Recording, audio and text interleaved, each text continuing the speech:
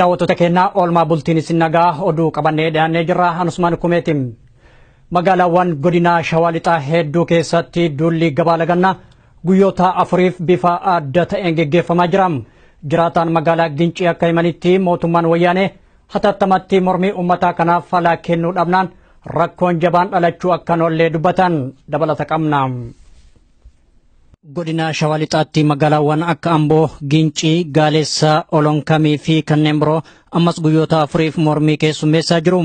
Duula gabaa lagannaan wal qabatee konkolaattonni geejjibaa marti hojii isaanii dhaabanii jiru. Wiirtuulee fayyaa, waajjiroota mootummaa fi iddoowwan daldalaa marti akkuma cufamanitti jiru. Akka jiraatan magaalaa Gincii tokko nuuf himanitti diddaa godinaa isaanii keessatti geggeeffamaa jiruun mootummaan wayyaanee muddamuurraan kan ka'e oliif gadi burjaajaa jira. Magaalaawwan baay'ee keessatti mormiin uummatichaa haala wal fakkaatuun geggeeffamaa jiraachuu nuuf himanii inni kun tokkummaan sabichaa haalaan jabaa ta'uu kan mul'isudha jedhan. Haalli jiru ammaa fi suuqiin biyyi cufamanii jiru. Daandiin konkolaataan jaldu gara Gincii deemu hundillee ganamarraa kaasetoo hin jiru. Amma akka Shawaa Lixaatti walumaa galatti akka godina Shawaa Lixaatti guyyaa arfaffaa isaati amma magaalaa Gaalessaas ta'ee Amboos ta'ee Ginciis ta'ee godinaalee kana jala aanoleen jiran magaalonni jiran magaalaan xixiqqoonni akka malee gadi jiranillee lagachaa jiru. Guyyaa arfaffaa isaaniitti erga mormii isaaniitti fufanii.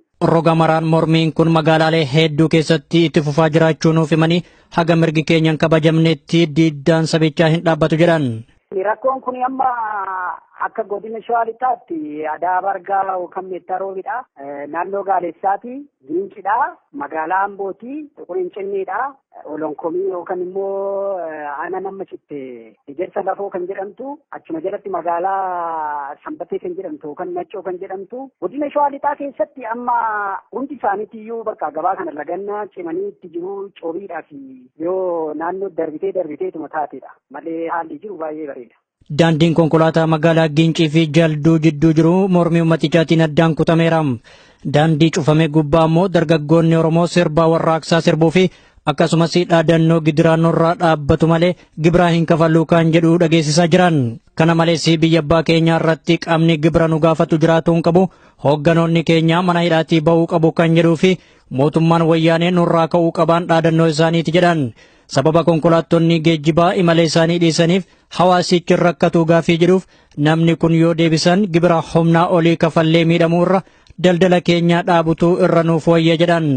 Uummanni miidhaa isaa isa kana wayyaka. Amma yeroo ammaa kana mee ambulaansii yoo waraanni keessa jiraachuu baate dhukkubsataa fe'atee deemaa wayii jiraatti namni tokko hin jiru. Ishuma kana waggaa walii galtee qeerroo walii galu. Ambulaansiin nama dhukkubsataa fuutee deemti. Isa kaan immoo daldala irratti meeqa miidhamaree miliyoonni tokko itti muramuudha immoo hojii dhaabuu isaa wayya. Uummanni keenya mee amma isa kana adda baafatee jira. Galii mootummaan gaafate saniiti miidhaa amma yoo hojii dhaabe miidhamu kana adda baafatee jira. Isa kana wayyaa fira. Miliyoona tokko isa kaffala amma namni tokko waggaa tokko keessatti meeqa buufata. Isa kana adda baasee uummanni nama baay'ee hin beeka jechuudha. Kanaafiyyuu qabsoon miilana akka godina Shawaa Lixaatti godhame kuni baay'ee kan nama gammachiisu warreen duraanillee baay'ee kan nama ajaa'ibu. Qeerrootu balleessee mootummaa keenyatti maaliif iyyuu jedhan yeroo ammaa kana qeerroo jajaa jiru. Qeerroon keenya baay'ee kanaan duredha ijoolleen irra rakkattee dhagaa darbachaa turte hanga jedhutti jira. Qotee bulaan baay'ee gammadaa jira beektaa yeroo ammaa kana daldalaan gammadaa jira. Kanaafiyyuu uumaa miidhaa wanni miidhamu hin jiru.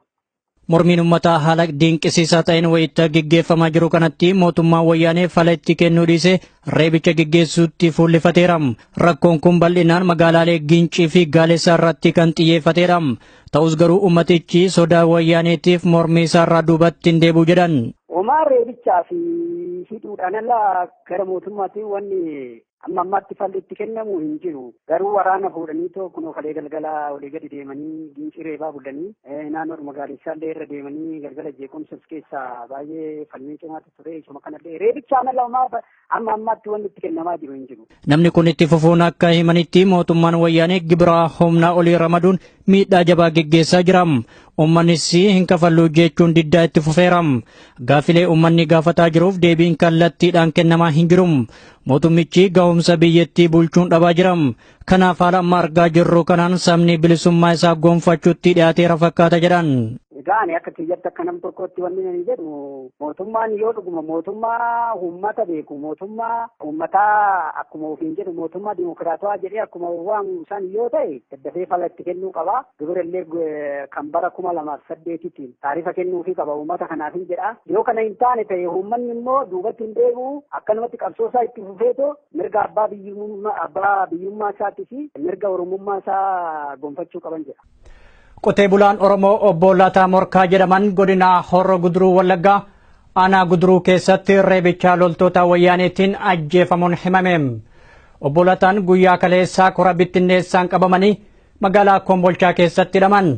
Loltoonni wayyaanee reebicha hamaa irraan gahuun erga ajjeesanii booda haala gaddisiisaa ta'een reeffa isaanii boolla bishaanii keessatti darbuu maddeen keenya gabaasan. Obbo Lataan yeroo gara yerootti hidhamaa turuu isaaniillee keessa beektonni himan. Reeffi obbo Lataa wayita ammaa hospitaala magaalaa Shaambuu keessatti kan argaman ta'uun beekameera. Jiraattonni godina Harargee Bahaa magaalaa Calanqoo tajaajila ibsaa fi bishaan dhugaatii dhabuun rakkoo keessa akka jiran himan. Magaalaa Awwadaayitti ammoo ammaan kana gibira dabaleen wal qabate mormiin uummataa akka eegalee maddeen keenya gabaasanii jiru. Badrii Yuusuf dabalata qaba. Geebaatti jiraattonni magaalaa Calanqoo ibsaa fi bishaan dhugaatii dhabuun rakkoo hawaasummaaf saaxilamuu dubbatan. Mootummaan wayyaanee gibira kafaluu diddan sababaa jedhuun tajaajila ibsaa fi bishaanii uummatarraa kutuun jireenya hawaasummaa uummataa jeeqaa akka jiru himame. Tajaajilli ibsaa guyyoota 5 addaan citee kan jiru yoo ta'u bishaan ammoo guyyoota 3 citee jira. Wayita ammaa kanas nyaata fi dhugaatiif jiraattonni bishaan haayilaandii gatii qaaliin bituun itti fayyadamaa akka jiran dubbatu. Bishaan kun guyyaa jaaffaa isaa irratti bitaa jira. Guyyaa takka takka hin gaamu. Guyyaa keessaa sa'a jira qofa tajaajila kan kennu ta'uu isaati. Amma deebi'ee ammaan sana guyyaa sadaffaadhaaf bishaan amma reefuun kanaa kan galateeffamee ta'uu isaati. Bishaan namni haayilaandii gaariitoo dajee gatii qaaliin taa'edha.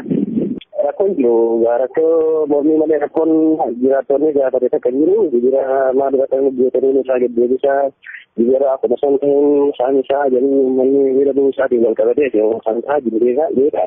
Namni sodaadhaaf waan akkanaatti kan hin deemne ta'uu isaati namni sirraa qalbisee makiinaa ta'us konkolaataadhaan baadiyyaa sirra dargaaggeessaa bishaan qulqullina hin eeggannee jechuudha. Dhibee biraatti gannaa saaxilu.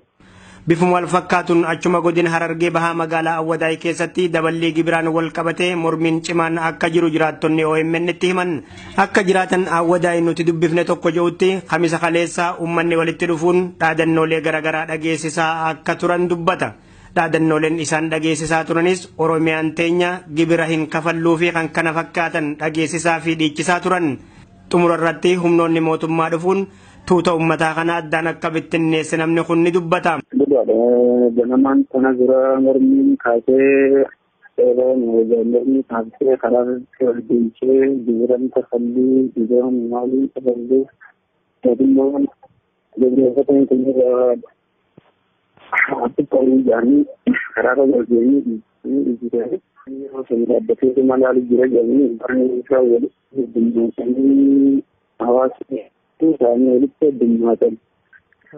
Hanga dura dhaabbatanii ilaalanii eegas akka fiiggee addaan facaasanii leelaan akkasii bareedanii isaanis tumanii ta'ee facaasu. Amma yeroo ammaan kanaa kan ijoollee illee xixiqqashoo karaa lalleessumaan kana keenya Oromiyaan keenya jireenyi keenya gibira maalii reefanii kafalluu yaa'anii lalleen akkasitti dhiichisaa jiranii. Achuma magaalaa Awwadaay keessatti ammoo uummata kakaaftanii sababaa jedhuun dhiheenya kana namoota amma dura fincila dabree irratti yakkamanii mana hidhaa Xollayitti dararamaa turan gadhiifaman deebisanii hidhatti dachaasaa jiru. Hanga ammattis namoonni mana hidhaa Xollayi turan 5 to'annoo jala akka oolfaman odeessi kun ni mirkaneessa. Magaalaan Awwadaay lafa seena qabeessa bara dabre keessaa fincila cimaan mootummaa wayyaanee raafte ta'uun beekamaadha. Sochiin hawaas dinagdee magaalaa Mandii keessa guutumaan guutuutti akka hin jirre maddeen OMN itti himan. Dhimma kanarratti ogeessa dinagdee kan turan obbo Deebisaa Qanaatee dubbifne isaanis qoqqobbii gabaa kanaan miidhaan dhufuu guddaa ta'uu dubbatan. Itichaa guddataa dabalata qaba. Jiraattonni godina Wallagga Lixaa aanaa mana sibuu magaalaa Mandii akka OMN himanitti tilmaama kaffaltii gibraa humna isaanii ol isaanitti fe'ame bu'uura godhachuudhaan lagannaa sochii hawaas dinagdee taasisuudhaan magaalittii keessatti bakkeewwan daldalaa guutummaan guututti dhaabbachuu fi cufamuu isaanii dubbatanii. Waraana akkasumas sosocho'aadhaan namni deemaa hin jiru. Karaarraa namni numa dhaabatu malee namni walitti dubbatu hin jiru. Iddoo hundumaa cufama. Sochiin qoqqobbii gabaatti qabeenya qaban dhiyeessuu kun kan inni dhaabbate magaalaa Mandii keessatti qofaa miti kan jedhani namni dubbisne kun sochiin amma guutummaa Oromiyaa keessatti gaggeeffamaa jiru mirgaa saba Oromoo kabachiisuuf labsii qeerroo fi qarree bilisummaa Oromoodhaan waan ta'eef sirriitti hojiirra oolaa jiras jedhaniiru. Magaalaa Mandii keessatti waan hojjetamaa tokko hin jiru. Tutti cufaadha. Amma naannoo magaalaa keessaa mannaariyaa kan deemaa hin jiru. Haa ta'u suuqiin cufamuu cinaatti magaalaa sana keessa sochiin hawaas dinagdee biroon hin jiranii keessumaa gama geejibaadhaan tajaajilli geejibaa Mandiirraa gara magaalota ollaas ta'e gara magaalaa Finfinnee geessani konkolaataan bahin jiru. Waan tokko hin jiru. Baanee fi ejjennoo irratti filatama jedhamee labsiin waan ta'e jiru. Konkolaataan magaalaa keenya keessatti labsiin bee namni tokko banee tokko immoo cufuu hin qabu. Hundi keenya luukaa cufnaan hundi keenya geejibas maanis luukaa dhaabne jennaan. Mootummaan tokko bulchiinsa irra osoo jiru haalli sochii hawaas dinagdee tokko dhaabbachuun akkamitti ilaalama isa jedhus nama kana gaafannee turre. Isaanis hubannoo dinagdee bal'aa qabaachuudha baadhus mootummicha kufaatii hammaataa keessa galchuu kan danda'uudhas jedhaniiru. Dhimma kana irratti maal jedhu jennee barsiisaa lammummaa fi amala gaarii akkasumas ogeessa dinagdee bulchiinsa magaalaa Adaamaa kan turani obbo Deebisaa Qanaatee dubbisnee jirra. Isaanis akka jedhanitti sabni cunqursaa keessa jiru kallattii garagaraan diddaa sirna isaan hacuuce irratti qabu akka ibsatu himuudhaan daldalli dhaabbachuun mootummaas ta'e uummata akka miidhuudha kan dubbatanii. Sabni cunqursaa keessa jiru mootummaa irreedhaan bulaa jiru yookaan immoo mootummaa uummataaf hin yaadneen bulaa jiru yookaan mootummaan saba isaarra uummatarra yeroo geessisu uummanni suni kallattii adda addaatiin kan bifa mootummaa sana jeequu yookaan mootummaa sana irratti falmii agarsiifatan kallattii adda addaadha. Inni tokko waan qaban gabaatti baasuu dhiisuu akkasumas waan gurguramu tokko akka gabaatti hin dhiyaanne dhufuudha. Kun mootummaa uummata biyya sana irrattis miidhaa hin fida. Mootummaa irratti akkamitti miidhaa fida yeroo jedhamu guddinni biyya tokko kan calaqqisiifamu kan ibsamu kallattii adda addaa yaa ta'u malee daldaltoonni waan qaban sana gurguranii galii argatanirraa immoo mootummaadhaaf taaksii kaffalu yeroo humna isaanii ol ta'u irrattis immoo waan kaffaluu hin dandeenye waan ta'eef falmii isaanii waan qaban sana gabaatti dhiyeessuu dhiisuudhaan agarsiifachuu danda'u jechaadha. Kanaaf mootummaa irratti miidhaa hin agarsiisa. Tiraanspoortiin bakkaa bakka irratti geessisu sun yoo dhaabbate daldalli hin geggeeffamu, sochiin daldalaa hin raawwatamu jechaadha. Kanaafuu mootummaa sanarratti miidhaa agarsiisuu danda'a. Daldaltoonni qofti gabaa dhaabuu otoo hin taane innichi bitachuu barbaadu sun waan bitachuu barbaadu sana yeroo dhabu mootummaa irratti illee dhiibbaa fiduu danda'a jechaadha. Kanaaf mootummaan mataan isaa akka inni jeeqamu akka inni raafamu gochuu ni danda'a jechuudha.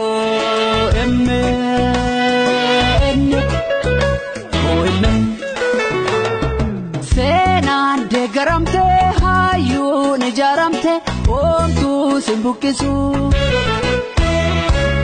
OMN hundeen kee jabaadha. Hawaasa Oromoo magaalaa Melbourne Awustiraaliyaa jiraattan maraaf hunda duraa baga hundeeffama waggaa sadaffaa Oromiyaa Miidiyaa Neetwoorkiitiin nagaan isin ga'e jechaa koreen qindeessituu deeggarsa Oromiyaa Miidiyaa Neetwoork magaalaa Melbournetti adoolessa 22 bara 2017 waaree booda sa'a lamarraa eegalee guyyaa hundeeffama Oromiyaa Miidiyaa Neetwoork sababeeffachuudhaan tumsa waggaa sadaffaa qopheessanii kabajaan isin affeeranii jiru. Teessoon Collingwood Town Hall 140 Hoddle Street, Abbotsford, Victoria. Odeeffannoo dabalataatiif koree qindeessituu sagantichaa bilbilaan quunnamuu ni dandeessu. Sagantaa kanarratti daayirektariin Oromiyaa Miidiyaa Neetwoork Jawaar Mahammad itti gaafatamtuun damee dinagdee Oromiyaa Miidiyaa Neetwoork Najaat Hamzaa fi Dr. Tsaggayee Araarsaa kan argaman ta'uun beekamee jira. Koottaa dhimma Oromoo fi Oromiyaa irratti haa mari'annu. Oromiyaa Miidiyaa Neetwoorkitiif haa tumsinu. Koree qindeessituu deeggarsa Oromiyaa Miidiyaa Neetwoork Melbourne, Austraaliyaa. Tolaanu tolchitan ija jabaanerraa ijjitii dhookatee saba bal'aa firsa agartuu saba guddaa OMN cimsa hiikaa guddaan jennu tumsa barbaachisa abbootii amantii hunda hirmaachisa. Erga mormiin gibiraa humnaa olii daldaltootaa fi uummata irratti fe'amee kaasee reebichaa fi hidhaan jabaateera. Bal'inaan hidhaan kun geggeeffamaa kan jiru magaalaa Awwadaay keessatti akka ta'e jiraattonni dubbatan. Dulli gabaa lagannaa magaalaa Finfinneettis jalqabuun beekamee jira. Bal'ina qabna. Torban darbeerraa eegalee magaalaa Awwadaay keessatti hidhaan dargaggoota irratti fuulleeffateera kan jedhan nama nutti dubbifneedha. Korbe kan kaasee irratti edaan halgaddarraa kalee ammas dabaree gaafa abdii dhaawumurraa kaasanii duuriitti jiran. Wiirtuu daldala biyyattii kan taate magaalaa Awwadaay keessatti duulli gabaa lagannaa bal'inaan geggeeffamu mala shakkii jedhuu fi mormiin cimaan ni geggeeffama sodaa jedhuun kan dargaggoonni duuchaan hidhamaa jiran. Bakka shakkuma bakka isatti gabaa lagannaa kanaan wal qabatee kanumaa bakka deeleen halkan xiqqoo marii xiqqoo taasisnaan kanumarra bakka nama guuru seena. Loltoonni agaazii magaalaa keessa naanna'uun dargaggoota baay'ee adamsaniidha waan jiraniif haala kanaan jiraachuun baay'ee nu yaaddesseera jedhan. Haala kanaan jiraachuun hin danda'amtu bakka gibiraa kana eegalu jiranii eegalee qabaman. Guyyaa dheengaddaa qofaa dargaggoonni 12 qabamanii hidhamuun nuuf himanii ammas manni namoota irra deemuun hidhaan itti fufeeram. Hidhaa fi doorsiifni loltoota wayyaanee mormii uummatichaa jabeessa malee waan duubatti deebisuu miti jechuun dubbataniiru. Adoolessa 11 bara 2017 irraa eegalee duulli gabaa lagannaa fi mormiin uummatichaa bal'inaan Oromiyaa keessatti geggeeffamaa jira. Mootummaan wayyaanee hanqina baajataa isa mudatee jiru irra aanuuf jecha gibiraa humnaa olii uummata irratti fe'uun rakkoo dhaqqabsiisaa jira. Duulli gabaa lagannaa kun itti fufuun magaalaa Finfinnee illee seenee jira. Kutaa bulchiinsaa Kolfee Qaranniyoo bakka Ifooyitaa fi Taayiwaan jedhamuttis dukkaan daldalaa martii cufamuun gabaa lagataa jiru. Ganama barii har'aa irraa eegalee naannawa markaatootti gamoon abbaa torbaa daldalaan beekamus akkuma cufametti jira. Magaalaa Finfinnee kutaa bulchiinsa hedduu keessatti sochiin daldalaa akka duraan baratametti geggeeffamaa hin jiru. Haaluma wal fakkaatuun godina Harargee Bahaa aanaa Gola Odaa magaalaa Burqaa Tirtiraa keessatti illee gibirri humnaa olii daldaltoota irratti fe'amuun jabaateera. Haaluma kanaan nama daldala xiqqoo irratti bobba'uun uf jiraachisan irratti gibira qarshii 15,000 ramaduun wal qabate kafaluu waan dadhabaniif carraan isaanii qoor-qalbiin miidhamuu odeeffannoon nu ga'e mirkaneesseera.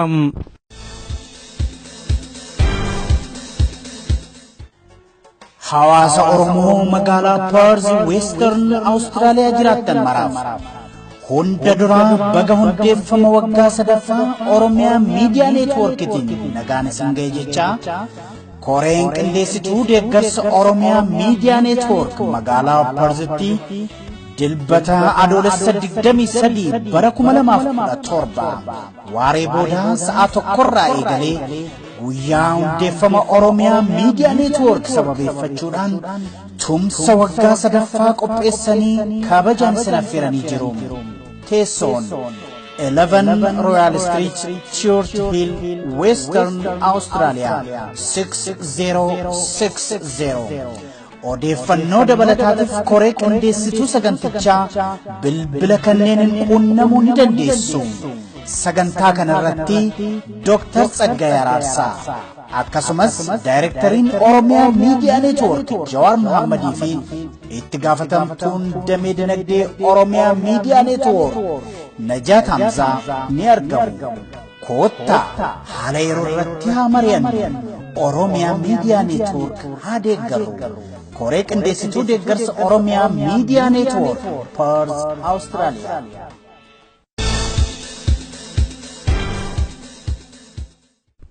Egaan daawwattoota keenyaa oduun har'aaf qabnu kanuma gama kiyyaan horaa bulaa dagaagaa isiniin jedhama.